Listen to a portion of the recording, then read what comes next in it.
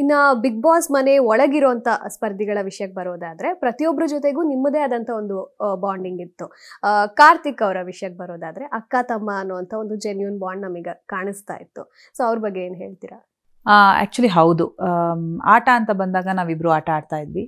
ಆಟ ಎಲ್ಲ ಮುಗಿದ್ಮೇಲೆ ಆ ಡಿಫ್ರೆನ್ಸ್ ಒಪಿನಿಯನ್ ಬೇರೆ ಬೇರೆ ಆಗ್ತಿತ್ತು ಕೆಲವೊಂದು ಸಲ. ಆವಾಗಲೂ ಕೂತು ಇಬ್ಬರು ಮಾತಾಡಿಕೊಂಡು ನಮಗೆ ಇದು ಈ ಒಂದು ಬಾಂಡ್ ಏನಿತ್ತು ಅದು ಎಫೆಕ್ಟ್ ಆಗೋದು ಇಷ್ಟ ಇರಲಿಲ್ಲ. ಸೊ ಅದು ಬಿಟ್ಬಿಟ್ಟು ಒಂದು 2 days ನಾನು ಮಾತಾಡಿರಲಿಲ್ಲ ಕಾರ್ತಿಕ್ನ. ಇಲ್ಲ ಕಾರ್ತಿಕ್ ನಂಗೆ ಬೇಜಾರಾಗಿದೆ, ನಾನು ಮಾತಾಡಲ್ಲ ಅಂತ. ಅಲ್ಲಿಬ್ಬರು ಕೂತು ಮಾತಾಡಿ ಡಿಸ್ಕಸ್ ಮಾಡಿ ಏಕೆ ಏನಕ್ಕ ಅಂತ ಅವ್ರು ಮಾತಾಡಿ ಎಲ್ಲ ಮಾತಾಡಿ ಕ್ಲಿಯರ್ ಮಾಡ್ಕೊಂಡು ಅಷ್ಟೇ. ಏಕೆಂದರೆ ತುಂಬ ತಗೊಂಡು ಹೋಗೋಕ್ಕೂ ಆಗಲಿಲ್ಲ. ಆ ಒಂದು ಏನು ನಮ್ಮಿಬ್ಬರು ಬೇರೆ ಡಿಸ್ಟೆನ್ಸ್ನ ತುಂಬ ದಿನ ತಗೊಂಡು ಹೋಗೋಕ್ಕೆ ಆಗಲಿಲ್ಲ ನಮ್ಮಿಬ್ರಿಗೂ.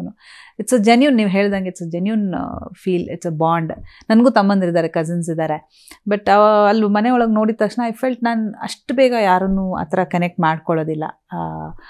ತಮ್ಮ ಅಂತನೋ ತಂಗಿ ಅಂತನೋ ಅಕ್ಕ ಅಂತನೋ. ಬಟ್ ಸಮ್ವೇರ್ ಐ ಫೆಲ್ಟ್ ಅದು ಗೊತ್ತಿಲ್ಲ, it just happened like that. ಕಾರ್ತಿಕ್ನ ನೋಡಿದಾಗ ಜೆನ್ಯೂನ್ ಅಂತ ಅನಿಸ್ತು, ಅವ್ರಿಗೂ ನಾನು ಹಾಗೆ ಅನ್ನಿಸ್ತು. ಆ್ಯಂಡ್ ಅವ್ರ ತಾಯಿಯವ್ರು ಬಂದಾಗ ಕೂಡ ಅಂದರು, ನನ್ನ ದೊಡ್ಡ ಮಗಳಮ್ಮ ನೀನು, ನನ್ನ ದೊಡ್ಡ ಮಗಳು ಅಮ್ಮ ಅಂತ ಕರಿ ಅಂತ ಹೇಳಿದ್ರು. ಆಯ್ತಮ್ಮ ಅಂತಂದೆ. ಆ್ಯಂಡ್ ನನ್ನ ಮಗನಿಗೆ ತುಂಬ ಸಪೋರ್ಟ್ ಮಾಡಿದ್ಯಾ, ಅವ್ನು ಡೌನ್ ಆದಾಗೆಲ್ಲ ತುಂಬ ಜೊತೆಗಿದ್ದರೆ ಅಮ್ಮ ನೀವು ಇದ್ರಿ ಅಂತೆಲ್ಲ ಹೇಳಿದ್ರು. So it's kind of genuine bond ನಮ್ಮಿಬ್ಬರ ಮಧ್ಯೆ. ನೀವು ಎಲಿಮಿನೇಟ್ ಆಗಿ ಹೊರಗೆ ಹೋಗ್ತಿದ್ದೀರಾ, ಹೊರಗೆ ಹೋದ ನಂತರ ಸಂಗೀತ ಅವರು ತುಂಬಾನೇ ಹೇಳ್ತಾರೆ. ಅವ್ರನ್ನ ಸಮಾಧಾನ ಮಾಡೋದೇ ತನಿಷ್ ಅವ್ರಿಗೊಂದು ಕೆಲಸ ಆಗಿತ್ತು. ಸೊ ನಿಮ್ಮ ಹಾಗೂ ಸಂಗೀತ ಅವರ ನಡುವಿನ ಒಂದು ಸಂಬಂಧ ಹೇಗೆ? ಇನಿಷಿಯಲಿ ನಾವು ಅಷ್ಟು ಇರಲಿಲ್ಲ, ನಾರ್ಮಲ್ ಕಂಟೆಸ್ಟೆಂಟ್ಸ್ ಥರನೇ ಇದ್ವಿ. ಆ್ಯಂಡ್ ಸಂಗೀತ ನನಗೆ ಎಲ್ಲೋ ಒಂದು ಕಡೆ ತುಂಬ ಪ್ರೆಷರ್ ಆಗ್ತಾರೆ ಟಾಸ್ಕ್ ಸಮಯದಲ್ಲಿ ಅಂತೆಲ್ಲ ಒಪಿನಿಯನ್ಸ್ ಇರ್ತಿತ್ತು. ಬಟ್ ಗೊತ್ತಿಲ್ಲ, ಆದಮೇಲೆ ರೀಸೆಂಟ್ ವೀಕ್ಸಲ್ಲಿ ತುಂಬಾ ಹತ್ತಿರ ಆದ್ವಿ. ಅವರು ಡೌನ್ ಆಗಿದ ತಕ್ಷಣ ನನಗೆ ಅರ್ಥ ಆಗ್ತಿತ್ತು, ನಾನು ಹೋಗಿ ಸಮಾಧಾನ ಮಾಡ್ತಿದ್ದೆ. ನಾನು ಡೌನ್ ಆಗಿದ ತಕ್ಷಣ ನನ್ನ ಹತ್ರ ಬಂದವ್ರು ಸಮಾಧಾನ ಮಾಡ್ತಿದ್ರು.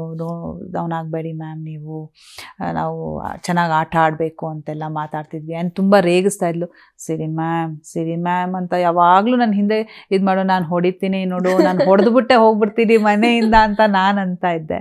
ಅದು ಗೊತ್ತಿಲ್ಲ, it just happened like that. ತುಂಬ ಹತ್ತಿರ ಆದ್ವಿ. ಆ್ಯಂಡ್ ನನಗೊಂದು ಫೈಟರ್ ಅಂತ ಅನ್ಸೋಕ್ಕೆ ಶುರು ಆಗೋಯ್ತು ಸಂಗೀತನ ನೋಡಿದಾಗ. ಆ್ಯಂಡ್ ಅವರು ತುಂಬ ಲೋ ಆದಾಗ, ಕಣ್ಣೀರು ಹಾಕಿದಾಗ ತುಂಬ ಬೇಜಾರಾಗ್ತಿತ್ತು ನನಗೆ. ಸೊ ನನಗೆ ಅವ್ರ ಜೊತೆಗೆ ಇರಬೇಕು ಅಂತ ಅನ್ನಿಸ್ತು ನನಗೆ. ಸೊ ಆ ಥರ ಇದ್ದು ಎಲ್ಲೋ ಇಬ್ಬರು ಜೊತೆಗಾಗಿ ಅದು ಒಂದು ಒಳ್ಳೆಯ ರಿಲೇಷನ್ಶಿಪ್. ಆ್ಯಂಡ್ ಹಿಂದಿನ ವಾರನೂ ನಾನು ನಾಮಿನೇಟ್, ಅಫ್ಕೋರ್ಸ್ ಪ್ರತಿ ವಾರ ನಾಮಿನೇಟ್ ಆಗ್ತಾನೇ ಇದ್ದೆ ನಾನು. ಪ್ರತಿ ವಾರ ಸೇವ್ ಆಗ್ತಾ ಬರ್ತಾ ಇದ್ದೆ. ಆದಾಗಲೂ ಅವ್ರು ಹೇಳಿದ್ರು, ಮ್ಯಾಮ್ ನೀವು ಈ ವಾರ ಹೋಗಲೇಬಾರ್ದು, ನೀವಿರಬೇಕು ಅಂತ. ನಾನು ಒಬ್ಬೊಬ್ಬರೇ ಹೋಗ್ತಾ ಇದ್ದರೆ it is good for you ಅಂತ. ನಾನು ಇಲ್ಲ, ನೀವಿರಬೇಕು, ಯುವರ್ ಅ ಜೆನ್ಯೂನ್ ಪರ್ಸನ್, ಕರೆಕ್ಟಾಗಿ ಆಡ್ತಿರೋದು ನೀವಿರಬೇಕು ಅಂತ ಹೇಳ್ತಾಯಿದ್ರು. ಆ್ಯಂಡ್ ಈ ವಾರ ಹೊರಗೆ ಬಂದಾಗ ತುಂಬ ಕಣ್ಣೀರು. ಆ್ಯಂಡ್ ಪಾಸ್ ಅಂತ ಬೇರೆ ಕೊಟ್ಬಿಟ್ರು. ನನಗೆ ತುಂಬ ಹರ್ಟ್ ಆಯಿತು, ಎಲ್ರಿಗೂ ಬಾಯಿ ಹೇಳೋಕ್ಕಾಗುತ್ತೋ ಇಲ್ವೋ ಅಂತ. ಅವ್ರು ಪಾಸಲ್ಲಿದ್ದರು. ಸಂಗೀತ ಎಲ್ಲ ಕಣ್ಣು ಬರ್ತಾನೆ ಇತ್ತು, ನಾನು ಒರೆಸ್ತಿದ್ದೀನಿ. 2 weeks ಅಷ್ಟೇ, ತುಂಬ ಹತ್ತಿರ ಇದ್ದೀವಿ ಫೈನಲ್ಸ್, ಜಸ್ಟ್ 2 weeks ಬಂದುಬಿಡ್ತೀನಿ, ಮೀಟ್ ಮಾಡಿದ್ರು. ಹೇಳ್ತಾ ಇದ್ದೀನಿ, ಇನ್ನು 2 weeks ತಾನೇ, ಹೊರಗೆ ಬಂದಿದ ತಕ್ಷಣ ಸಿಗೋಣ. ಅವ್ರು ನಮ್ಮ ಮನೇಲಿ ಬಂದಿರಬೇಕಂತೆ ಸಂಗೀತ.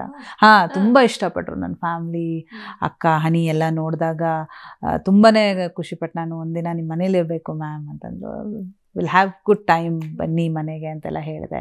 ಸಮಾಧಾನ ಮಾಡ್ತಿದ್ದೀನಿ, ಕಣ್ಣೀರು ನಿಲ್ತಾನೆ ಇಲ್ಲ ಅವರಿಗೆ. ಆ್ಯಂಡ್ ಹಾಗೆ ಇನ್ನು ಹೊರಲೇಬೇಕು, this is no option. So ಆಮೇಲೆ ಹೇಳಿದೆ, ನಾನು ಖುಷಿಯಾಗಿ ಹೋಗ್ತಿದ್ದೀನಿ, ಐ ಆಮ್ ಹ್ಯಾಪಿ, ಇಷ್ಟು ವಾರ ಇದ್ದೀನಿ, ನಾನು ಖುಷಿಯಾಗಿದ್ದೀನಿ, ಡೋಂಟ್ ವರಿ, ಇನ್ನೇನು ಸ್ವಲ್ಪ ದಿನ ನೀವು ಹೊರಗೆ ಬರ್ತೀರಾ ಅಂತೆಲ್ಲ ಹೇಳಿ ಸಮಾಧಾನ ಮಾಡಿ ಬಂದೆ ನಾನು.